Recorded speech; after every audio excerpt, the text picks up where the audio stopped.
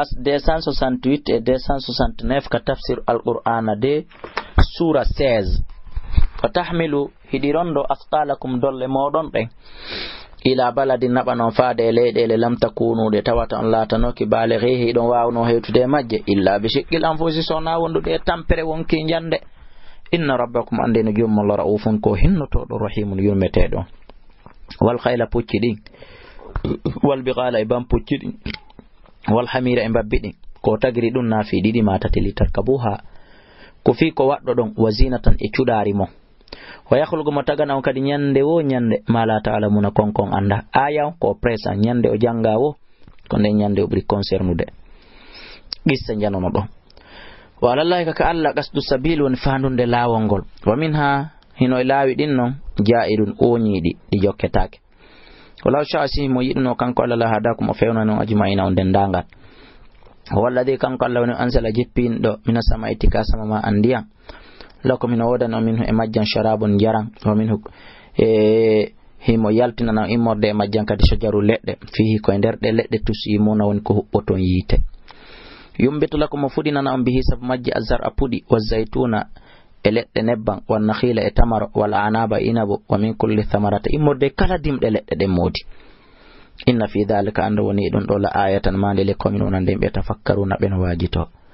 Wa sakhara lakum deltanu alla ila jamma wan nahara e nyallangal wa shamsa e nange wal qamara e lewrundu wan nujuma e koda den musakharatun di foko deltadi bi amrihi e yamirore makko.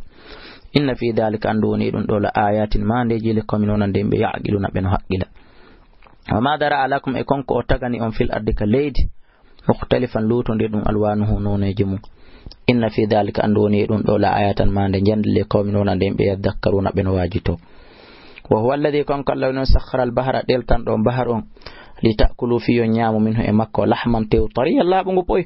wa tastakhriju hidon yaltina minhu immorde bahar on hiliyatan cudari talbasuna handi bornoto don wa taral fulka ya laade mawakhira ko de humbude fi ender ndiyan dan wali tabitahu fi on dabbu min fadlihi immorde bural makko gal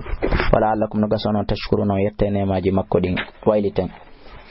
walgal o bugi fil ardika leydi rawasi apelle antamida bikum fi wata de yiludu fi wata ndiludu e mo wa anharan e candi wasbulan e lawi la allakum no gasono tahtaduna on feway wa alamatin e mandeji dududi wa bin najmi ko sabu kode den hum kambe wombe ben kaledi hatta dunon ko be fewirta be majjali afaman yakhluqu e kon tagaw kama la yakhluqu wata wa mo tagata modi afala tadhakkaruna en wajitata ko analyson wa in ta'uddu wallahi son continue matallahi ne ma jaladi la to so wata kontude andon ko di jelu on wata di moftude inna allaha andena allah la ghafurun ko yafato do rahimun ko yurmetedo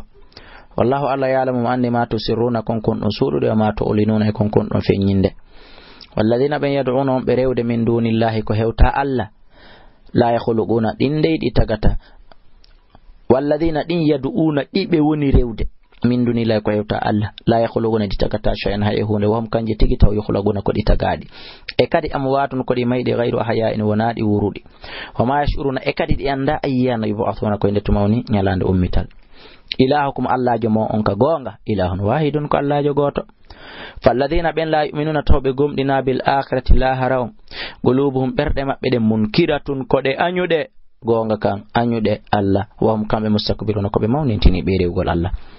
la jarama sikki Allah tokra maggal duda no ga ko no duda idon andi en fejjino sifa maggal sikki Allah anna Allah no Allah ya'lamu ande ma yasiruna ko be surata ko ma yulina ko be fenyinta ko innahu no Allah la yuhibbu idanon al mustakbirin ko doni mawnintino tobbe. وإذا قيل لهم سبيتام ماذا أنزل ربكم كن أندي جوم من جبني قال بأن آيان دي أساطير الأولين كتندي بأرام بچوكو چاكا ليحملوا في يبرندو أوزارهم دول ما ببكاتو إن كاملة نتمري يوم القيامة يند درنغل هرمانكا ومن أوزار الذين إمر دي دول بن يدلونهم مجين ببه بغير علم قال دايغاندال يدلونهم ببه مجيني بغير علم قال دايغاندال ala fa musa aboni maziruna ko berondi qad makara alladhina gomdi fewji ben min qablim aditi bebe